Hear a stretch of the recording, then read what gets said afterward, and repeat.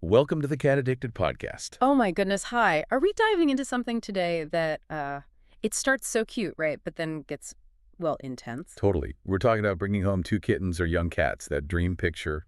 Yes. The little bonded pair, all curled up, twice the fluff. It looks like pure bliss, doesn't it? Exactly. Double the love, double the purrs. You see them together and just think, perfect. And bless that optimism, because yes, there is double the love, absolutely. But the day-to-day, behind that adorable Instagram shot, Uh-oh.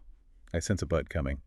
well, yeah, from my own experience and talking to like so many people who've done it, Yeah. it's often less sunshine and naps and a lot more. Yeah. Um, well, let's just say you haven't just adopted kittens. What have you done then?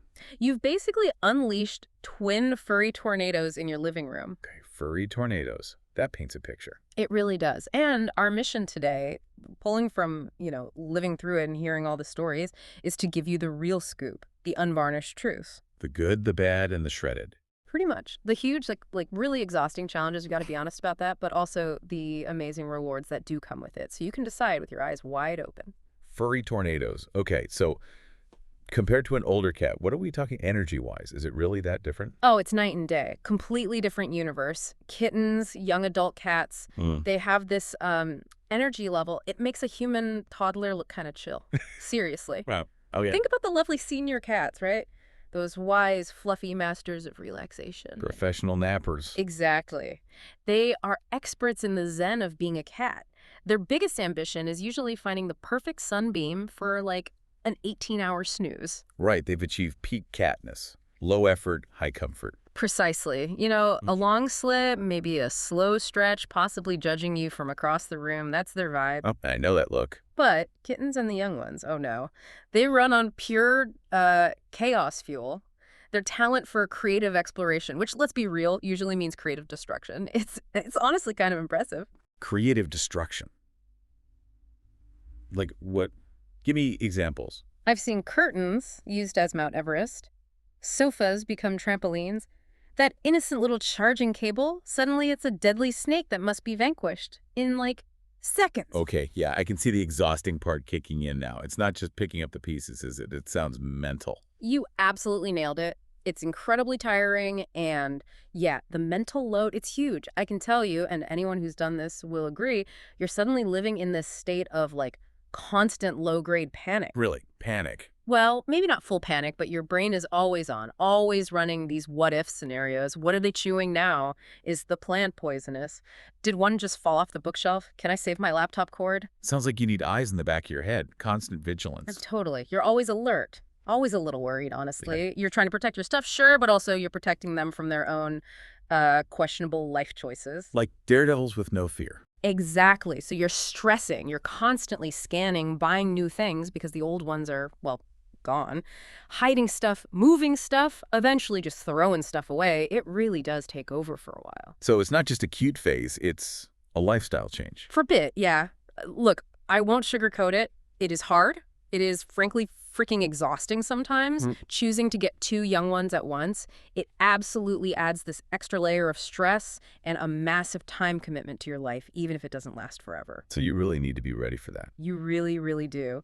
If just hearing this makes you feel tired, you got to pause and think hard. It's okay if it's not for you right now. Wow. Okay, that's sobering. Yeah. Makes you appreciate those calm seniors even more. Oh, definitely. Seniors are like getting a lovely pre-programmed relaxation buddy. Kittens, they're like a high-energy startup company that might, explode at any moment. Huh. Good analogy, but people do still do it. Yeah. And they often say it's amazing. So what's the upside? Why go through the tornado? Tell us the good stuff. Yeah. We need some hope after that. Okay, fair enough. Because there is good stuff. There really is magic in it.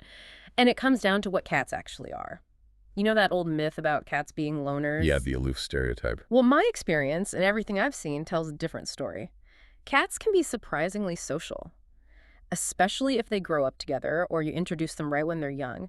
They can form these really deep, genuine bonds. You see it all the time. What does that actually look like? How do you know it's real friendship, not just like tolerating each other. Oh, you see them doing that allo-grooming thing where they lick each other's heads and necks? That's huge. Big sign of trust, of affection. Oh, yeah, that's sweet. And you see them sleeping all tangled up together, just adorable piles of fluff. And maybe the biggest thing, especially during that crazy phase, they play together. Ah, so they wear each other out. Exactly. They really play chasing, wrestling, making up these weird little games. It's not just putting up with each other. They're actively like friends. Okay, that makes a huge difference. It does. And that leads to the biggest win for you, the human trying to survive. They keep each other busy. They have a built-in buddy. Your furniture must appreciate that. Oh, definitely. It means some of that wild energy gets directed at their partner in crime, not your favorite armchair. And it can seriously help with separation anxiety, too, because they're not alone when you leave. Right, they have company. And it's fascinating. They kind of help regulate each other. Regulate. How so? Like they tell each other off. Sort of. If one gets too rough, the other might just walk away or smack back, or they just learn boundaries from each other. It's like having a peer who speaks fluent cat. Huh. Never thought it that way. Yeah, and researchers even have a term, something like social facilitation. Basically, cats in pairs or groups often eat better, play more appropriately, and seem less stressed than cats living totally alone. Interesting. So yeah, alongside the absolute chaos, you get these really wonderful moments. Seeing that special bond develop, it's pretty magical. Okay, the buddy system. I get that. Yep. That helps balance the stress. But living in what you called a minefield, always on alert. How do people actually get through that peak craziness? What are the survival tips? Survival definitely needs a plan. And patience. Lots of patience. And maybe hiding the really breakable stuff for a year. Practical advice. Seriously, though, first step. Major home prep. Think like you're fortifying a castle against tiny, fluffy invaders. You gotta look at everything with new eyes. Everything is a potential toy or climbing frame. Exactly. Is it fragile? Precious? Chewable? Dangly? It needs to be moved, secured, or just put away for now. You really do start moving through your house differently, always scanning. It's kind of weird at first. So basically baby-proofing, but for hyperactive ninjas. That's a pretty good description. Yeah. But it's also about finding a balance, right? You want to protect your sanity, but you also have to let them be cats. You can't bubble wrap your entire life. True. So how do you strike that balance? Consistent boundaries are key. And yes, you can teach cats things, despite what some people say. Just be consistent. And crucially, provide good alternatives. Lots of scratching posts, different kinds, vertical, horizontal, cat trees for climbing, tons of toys, and rotate them so they don't get bored. Give them approved things to destroy and climb. You got it. Channel the tornado. Redirect that energy. And probably the most powerful tool I know for managing it all. Routine. Routine for chaos monsters. Seems counterintuitive. I know, but people really underestimate this. Cats, even the crazy kittens, they're creatures of habit deep down. Predictability makes them feel secure. Learning this, total game changer for me. Okay, I'm intrigued. Give us an example. What does a successful sanity-saving routine look like, especially like at night? Oh, let's talk bedtime, because that's often the flashpoint, right? The dreaded midnight zoomies. Oh yeah, the 3 a.m. stampede. Exactly. So I swear by what I call the Feline Bedtime Protocol. It sounds fancy, but it's just about strategic timing and consistency. Those are the magic words. Okay, lay it on us. The Feline Bedtime Protocol. Sounds official. Huh. Well, it works. For me, it starts around, say, 8:00 p.m. This is play session number 1, and it's got to be strategic. You need to get them really moving. Not just dangling a string casually. Nope. Full-on interactive play. Wand toys are great for this. Get them leaping, running, chasing. Really try to tire them out. Think of it as their evening workout. Drain those batteries. Got it. Phase 1, exhaustion. Yep. Then, maybe around 10:00 p.m., the vibe shifts. Start the wind down. Signal that sleepy time is approaching. Dim the lights in their main hangout spot. This helps their natural body clocks, tells their little brains, okay, settle down. Makes sense, like for human kids. Exactly. And this is where I bring in the secret weapon music. Music for cats. Both Seriously. Totally. I use this composer, Peter B. Helland. His stuff is specifically designed to be calming for pets. Volume 2 is my cat's jam. Play it softly. I don't know how it works, but it just seems to create this peaceful vibe. Wow. Okay. Peter B. Helland. Noted. What else? Also, around 10:00 p.m. or just after, I give calming treats. There are lots out there. Find one that works for you. I like the Rocco and Roxy ones. They have natural stuff that just seems to gently, take the manic edge off.